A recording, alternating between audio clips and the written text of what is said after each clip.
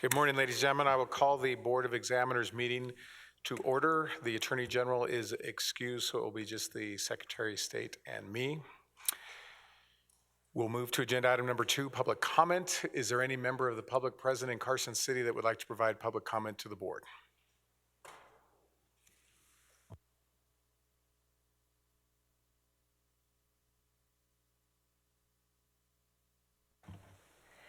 Good morning, Governor and members of the Board of Examiners. My name is Sarah Adler. I am the president of NAMI, Western Nevada, and I just want to bring to your attention and appreciate the Department of Health and Human Services for a contract they're bringing before you today to write a Medicaid 1115A waiver. This will assist our state in moving forward in certified community behavioral health centers, which has been very important for our community. And so we urge your support for that measure, that contract. Thank you. Thank you, Ms. Adler. Is there anyone else present in Carson City that would like to provide public comment? I hear and see no one. Is there anyone present in Las Vegas that would like to provide public comment to the board? We'll take that as a no, right? Okay.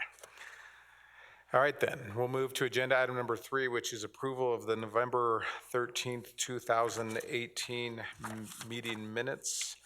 Madam Secretary, have you had an opportunity to review the minutes? I have, Governor, and I move for approval of November 13th, 2018 minutes of the Board of Examiners. All right, I'll second the motion. All in favor say aye. Aye. Aye. That motion passes 2-0. We'll move on to agenda item 4, Department of Administration Victims of Crime Fiscal Year 2019 First Quarter Report and Fiscal Year 2019 Second Quarter Recommendations. Mr. Nix, good morning. Good morning, Governor and Madam Secretary. Pursuant to NRS 217.260, the Board of Examiners is required to estimate the available revenue and anticipated claim costs for the State Victims of Crime Program. This item includes a report on the claims paid in the first quarter of fiscal year 2019 and a recommendation to pay priority 1, 2, and 3 claims at 100% for the second quarter of fiscal year 2019. When this report was submitted, the program anticipated having a reserve at the end of the second quarter of fiscal year 2019 of approximately $5.3 million, after covering all expenses and a 45-day operating reserve, which is a decrease of approximately $4 million from the projected revenue of $9.3 million at the end of first quarter. The decrease is primarily due to the number of claims filed subsequent to the Route 91 Harvest Musical Festival mass casualty event on October 1st, 2017. Agency representatives still expect to obtain additional federal funding to offset the expenses associated with the October 1st event. At this time, the $5.3 million should be a reasonable reserve for the program. Representatives from the department are available to answer any questions the board may have. All right, thank you. Excuse me. I do have one question, if I could, please.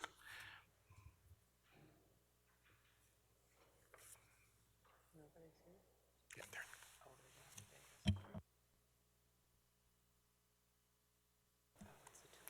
And good morning. Just a straightforward question. So the state was the beneficiary of a very significant grant recently within the last week. Is that relevant, and will it reimburse some of the funding that we've paid out associated with the tragedy on October 1? Yes, Rebecca Salazar for Victims of Crime. At the time of writing this report, we were unsure of the status of that grant, but yes, we expect to receive it. We've received notification that we will receive, and we expect that to fully reimburse everything that we have paid out for Route 91 victims. Yeah. So what is everything we have paid out? Do you have a ballpark figure? Yeah. I do. We've spent roughly $3.5 million so far in victims payments, and another $100,000 on operating costs.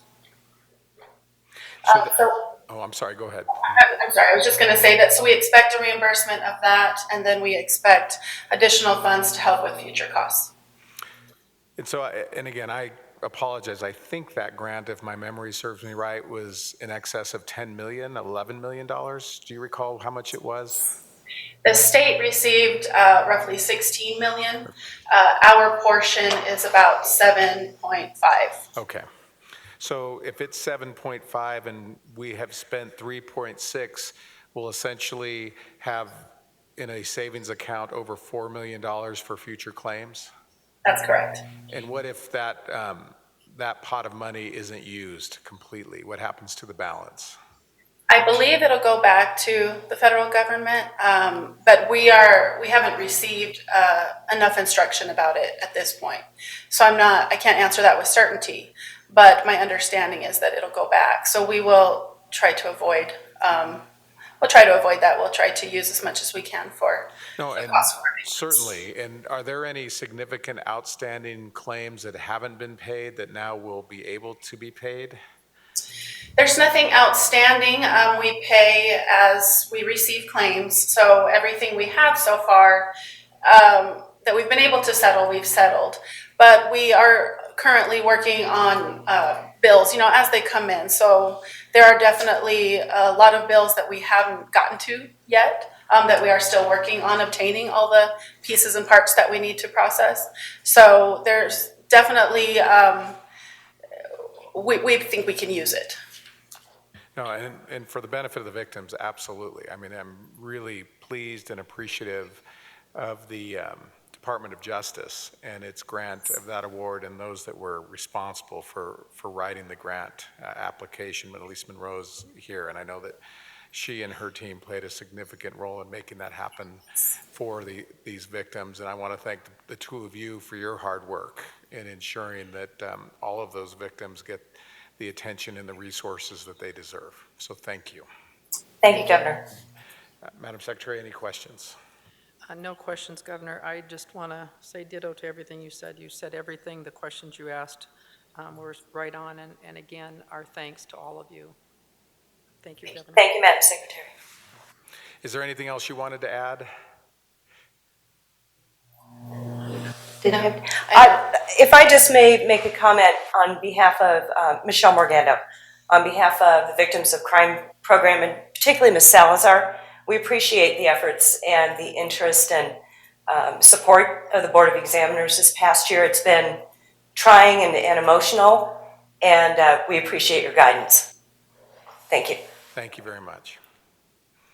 If there are no further questions or comments, the chair will accept a motion to approve the Victims of Crime Fiscal Year 2019 First Quarter Report and Fiscal Year 2019 Second Quarter Recommendation.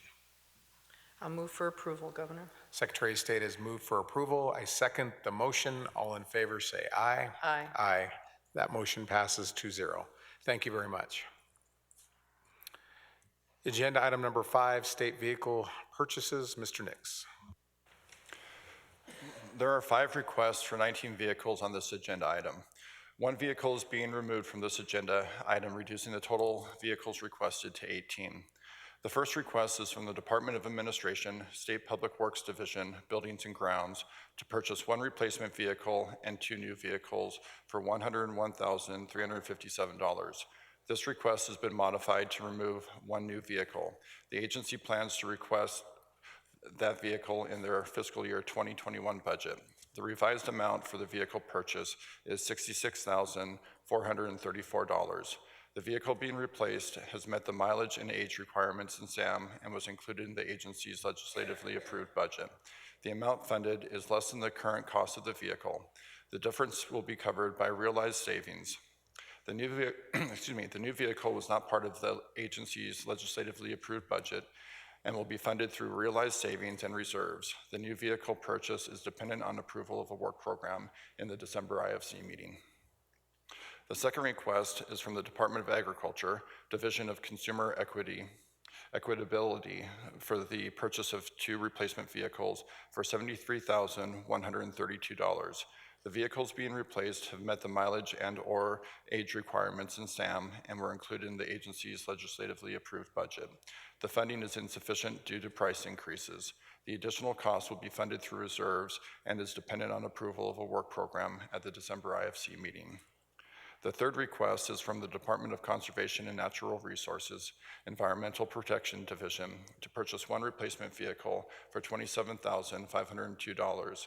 The vehicle being replaced has met the age requirements in SAM and was included in the agency's legislatively approved budget. The fourth request is from the Department of Corrections to purchase one replacement vehicle for $12,231. The vehicle being replaced was totaled in an accident. The vehicle replacement is being funded using insurance settlement funds. The fifth request is from the Department of Wildlife to purchase 12 replacement vehicles for $381,314. The vehicles being replaced have met the age and/or mileage requirements in SAM and were included in the agency's legislatively approved budget. Representatives from the departments are available to answer any questions the board may have. Thank you, Mr. Nix. I have no questions. Madam Secretary, any questions on this agenda item? No questions. I move for approval of the state vehicle purchases in number 5. Secretary of State has moved for approval of the state vehicle purchases as presented in agenda item number 5 with the amendment to the Department of Administration Buildings and Grounds for the decrease of one vehicle for a balance of $66,434. Correct. Thank you, Governor. Okay, I second the motion. No worries, just want a good record, Madam Yes. Secretary. Nope, I'm with you. All those in favor say aye. Aye. Aye. That motion passes 2-0. We'll move to agenda item number 6, authorization to contract with a current and/or former state employee by the Department of Corrections. Mr. Nix. Item 6 includes one request to contract with a current and/or former employee pursuant to NRS 333.705, subsection 1. The request is from the Department of Corrections to contract with 2 current employees to deliver packages to inmates through September of 2019. The deliveries will occur off hours. Representatives from the department are available to answer any questions the board may have. Thank you, Mr. Nix. And we had several of these in our last agenda. I have no questions. Madam Secretary, any questions? No questions, Governor. I'll move for approval of the request, or the authorization to contract with the current and/or former state employee, number 6. The Secretary has moved to authorize the contract with a current and/or former state employee by the Department of Corrections as presented in agenda item number 6. I second the motion. All in favor say aye. Aye. Aye. That motion passes 2-0. Agenda item number 7, request for approval to pay a claim from the stale claims account. Mr. Nix. Item 7 includes one request to pay late invoices pursuant to NRS 353.097. The request is from the Department of Education to pay $100,000 to WestEd for work related to the Department of Education's assessment system. The invoice was received by the department after the cutoff for processing fiscal year 2018 transactions. Funds from this program did not balance forward, and the department did revert sufficient funds to cover the cost of the claim. The claim will be paid from the stale claims account. Representatives from the department are available to answer any questions the board may have. Thank you, Mr. Nix. I have no questions. Madam Secretary. Thank you, Governor. I have no questions. I move for approval for the request to approve a claim from the stale claims account on number 7. Thank you. The Secretary of State has moved to approve the request to approve the payment of a claim from the stale claims account by the Department of Education in the amount of $100,000. I second the motion. All in favor say aye. Aye. Aye. That motion passes 2-0. Agenda item number 8, request for recommendation of approval to the IFC for an allocation amount from the contingency account. Mr. Nix. Item 8 has 3 requests for a positive recommendation to the Interim Finance Committee pursuant to NRS 353.268. The general fund contingency account has an approximate balance of $7 million to cover unanticipated costs for the remainder of the 2017-2019 biennium. If these items are approved, the remaining balance of the account will be approximately $1.9 million. The first request is from the Department of Conservation and Natural Resources, Division of Forestry, in the amount of $3,837,742 to account for incurred and projected emergency response costs until a supplemental appropriation can be received from the 2019 legislative session. The second request is from the Department of Public Safety, Division of Emergency Management, in the amount of $291,773 to fund the security support to Clark County during the upcoming New Year's Eve activities. The third request is from the Governor's Finance Office in the amount of $427,929 to replenish the stale claims account.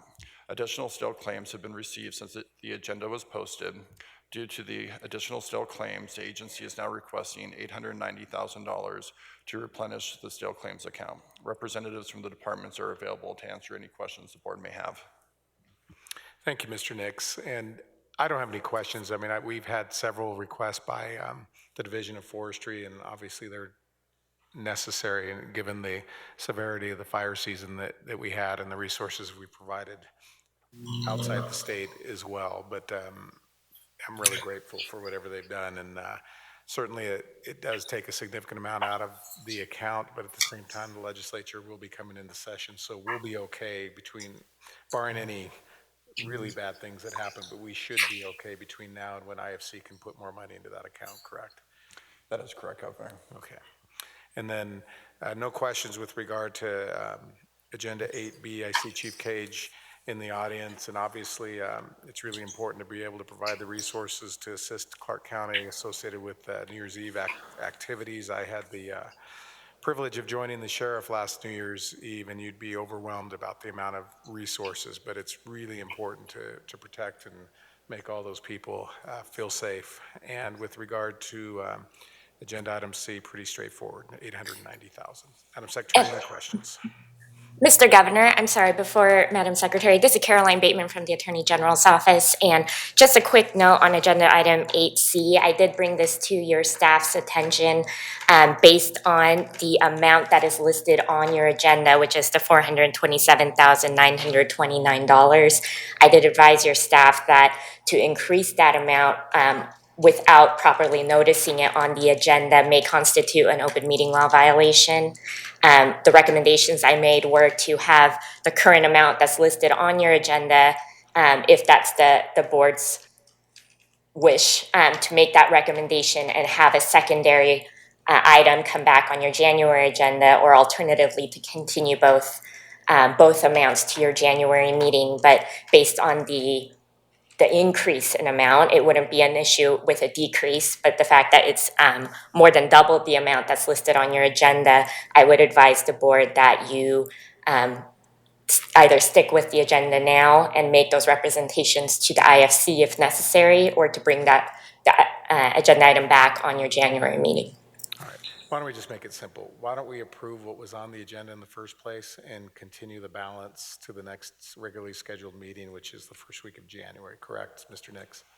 The January meeting has been pushed back a week. It was originally scheduled for the day after the inauguration, and so we're going to push it back a week to give the new governor a chance. No way, you gotta make him do it the next day. And so this shouldn't have an impact to us. There is another IFC that's scheduled before the legislative session has been started. We haven't gotten the final date on when that is. We should be okay to put the additional funds in on the January IFC and move forward, or January BOE and IFC, and move forward from there. Okay, thank you for the heads up, Madam Attorney General. I was not aware of that issue. I should have known better, but I appreciate the catch. So, Madam Secretary, I have no further questions, so why don't we move forward with a motion to approve agenda item number 8 as presented in our agenda. Do we know the amount? Governor? Yes, the 427,929 is what Okay, we'll all approve right. today. Okay. All right. So, Governor, I will move for approval of 8A, B, and C as presented. Thank you, Madam Secretary. The Secretary has moved to approve agenda item number 8A, B, and C. I second the motion. All in favor say aye. Aye. Aye. That motion passes 2-0. We'll move on to agenda item number 9, which is a request to exchange land. Mr. Nix. This item is a request from the Department of Conservation and Natural Resources, Division of State Lands, for the board to approve the exchange of state land between the division and the University of Nevada, Reno Board of Regents. The properties are located in Washoe County near the University of Nevada, Reno. The division will exchange the Nevada Historical Society building, 2 parcels of undeveloped land, and $773,625 for the Warren Nelson property. All parties concur with the exchange, which must be approved by the Interim Finance Committee before it can be finalized. Representatives from the Division of State Lands and the Museums and History Division are available to answer any questions the board may have. All right, good morning, gentlemen. So who's leading on this? Good morning, Governor, Madam Secretary. Charlie Donahue for the record. I'm the administrator for the Division of State Lands. I also serve as a state land registrar in that capacity. I think your staff just captured the exchange very well. The exchange is to provide an opportunity for museums to expand their operations down on 2nd Street and to move off the university campus. The university is also anxious to secure this property, well, the Historical Society building, because they need that space for, we've been informed, faculty or administrative purposes. It's a unique transaction. We have done these before, Governor, but in this case, it's interesting that we are actually bundling a building as well as undeveloped properties and supplementing that with a little bit of cash from museums, which is allowed by statute 323-100. So, and thank you, and I think this is a classic win-win. But in terms of the money amounts, they match in terms of what the value of the Nelson building is, Yes, as compared to the university or our properties on the university campus. Yes, the appraised value for the Nelson building was $4.5 million. The appraised value for the Historical Society building was $2.85 million. The appraised value for the 2 undeveloped portions of state property on the campus was just under $900,000, $876,000, and the Division of Museums is providing cash in the amount of $773,625. No, thank you. And Mr. Barton, just a question for you. I think it's fabulous to have a museum in downtown Reno. But so is that building in move-in shape, or will there have to be some improvements done to that to make it compatible with the museum? Good morning, Governor. For the record, Peter Barton, Administrator, Division of Museums and History. The Warren Nelson building was used and is still currently being used by the university for various programs, so it's in virtually move-in condition. It wouldn't be fair for me to say that we're not going to do some renovations to expand ceiling heights to provide engaging exhibit spaces, but our program can move in now. We can restore the research library function without further improvements to the building, and then gradually restore the public exhibition galleries. For us, it's just a critical move. We've completely outgrown the space that's available to us on the campus. We've got collections stored in 3 off-site locations. This will allow us to consolidate, serve the public in a better location. As you know, West 2nd Street's seeing some redevelopment, some fine dinings moving in. We're along the riverfront. It's just more central to the audience that we attract. Now, as I said, I'm biased because you know how I feel about museums, but it's just a fabulous location and something that downtown Reno, I don't want to say needs it because I think it's doing well, but it's just another nice complement to what is already happening there. And frankly, you know, for me to have historical artifacts in a warehouse is not the purpose. And now an opportunity to be able to make them accessible and available to the public is wonderful.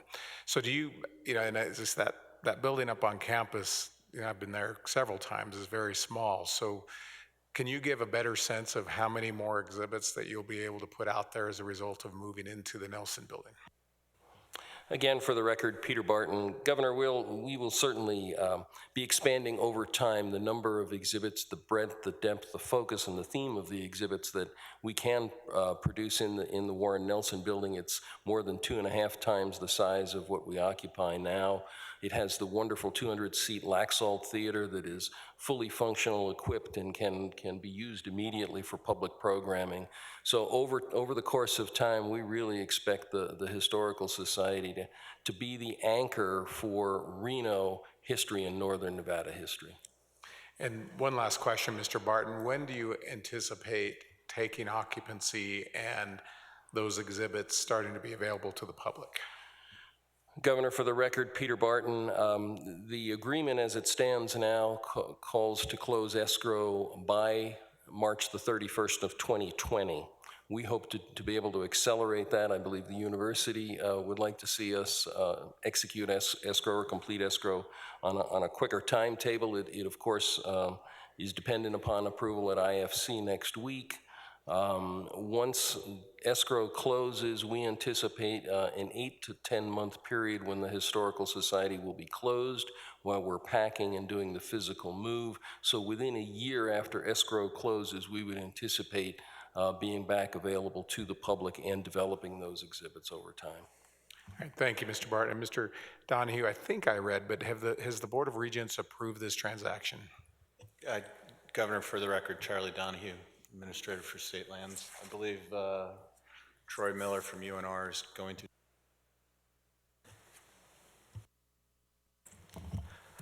Good morning.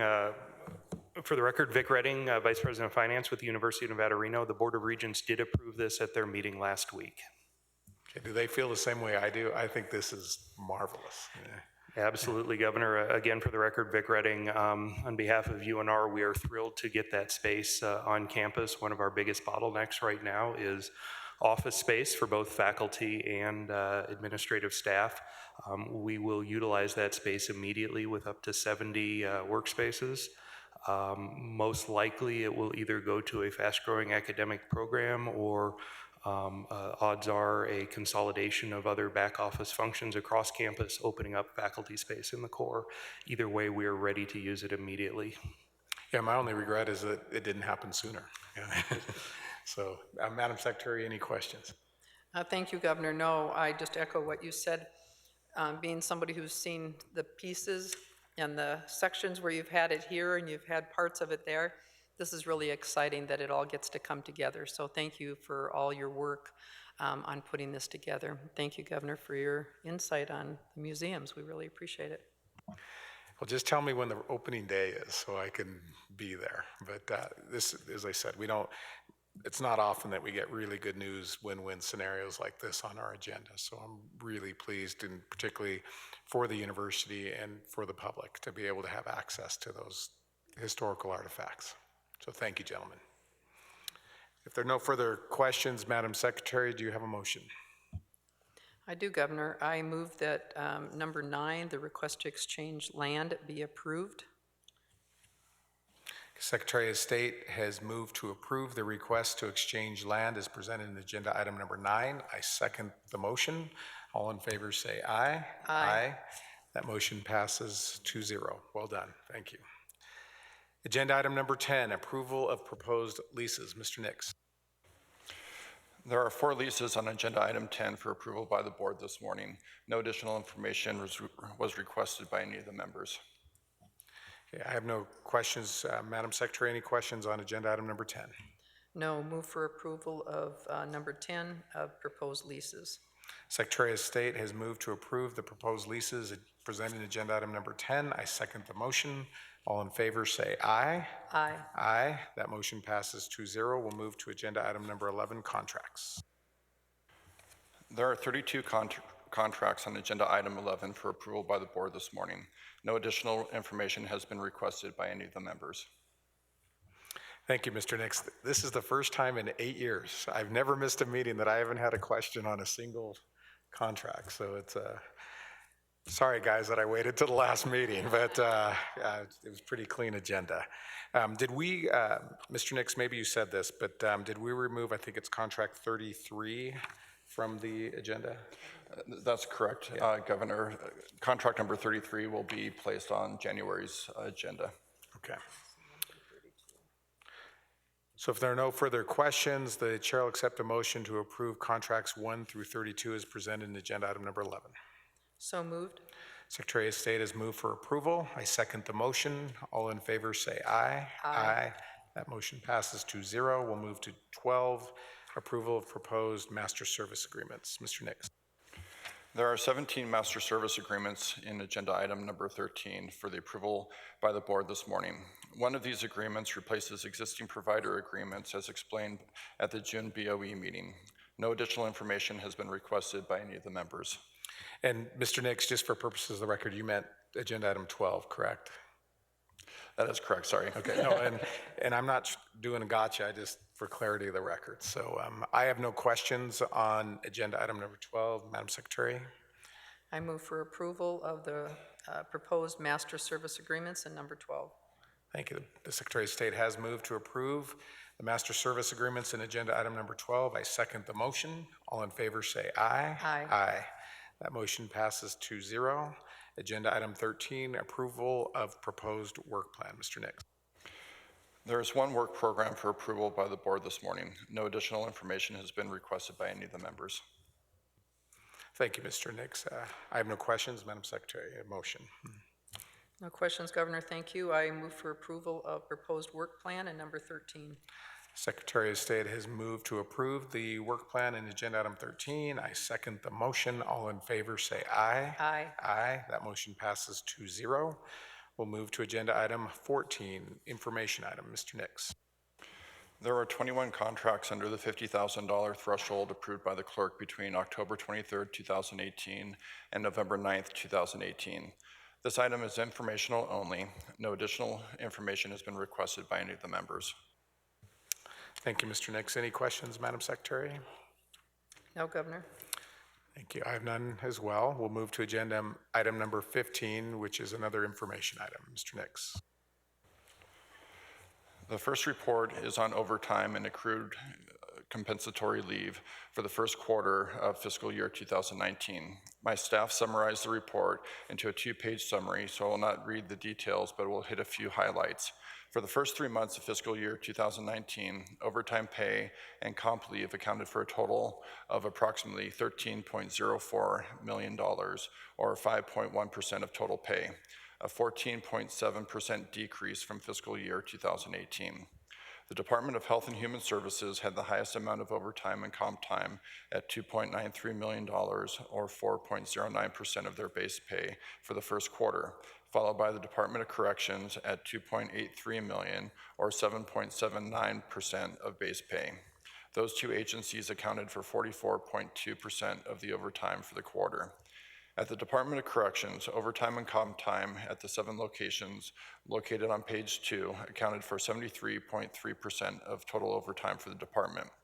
By event code, the highest 4 cases on page 2 accounted for 76.4% of the overtime at the Department of Corrections for the first quarter of 2019.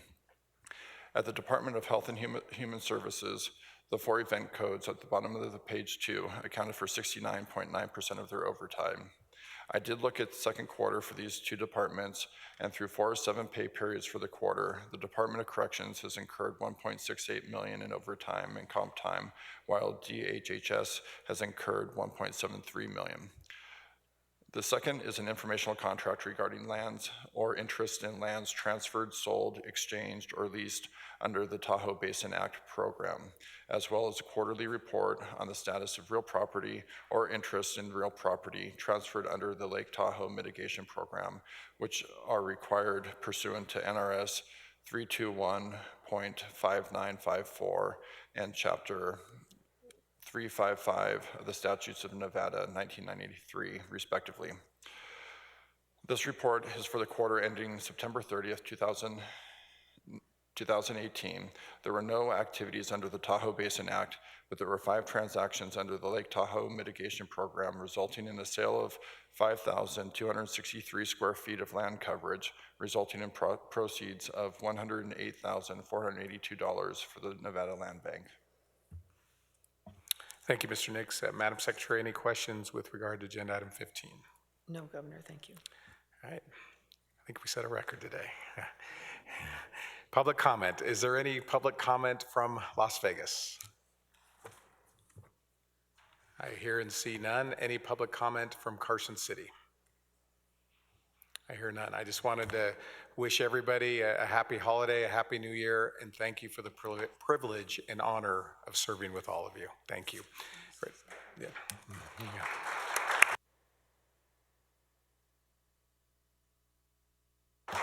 Madam Secretary. Thank you, Governor. And I just want to, and I believe from all the agencies too, we just want to thank you for your 8 years of dedication. I'm thrilled because I got to sit next to you in 1997. You helped me with judiciary. But I'm just thrilled to be here today with you, your last meeting for BOE. But we want to thank you for not only your knowledge, the information, but your staff has been absolutely tremendous. We call and ask them questions we might have. We get resolution before we come, which is very, very helpful. But just wanted to thank you very much for everything you've done, and thank you for your service to our great state. Thank you, Madam Secretary. And Secretary of State and I sat next to one another in 1997 in the state legislature. So some people don't know that. And I also want to compliment our office staff. They've done a fabulous job. But most importantly, thank you to all of you for what you do for the people of this great state. And you've heard me say it before, public service is a gift. And there is no other place where you can work and walk into your office every day and make somebody's life better. So I really am appreciative of these 8 years and, as I said, the opportunity to work with all of you. So, Madam Secretary, is there a motion to adjourn? There is, Governor, with reluctance, though, because I think if I leave it open, then you have to stay. Yeah, there's a little thing called the Constitution, so. Well, with that, I'll move for adjournment. Okay, I'll second the motion. All in favor, say aye. Aye. Aye, that motion passes 2-0. This meeting is adjourned. Thank you, ladies and gentlemen.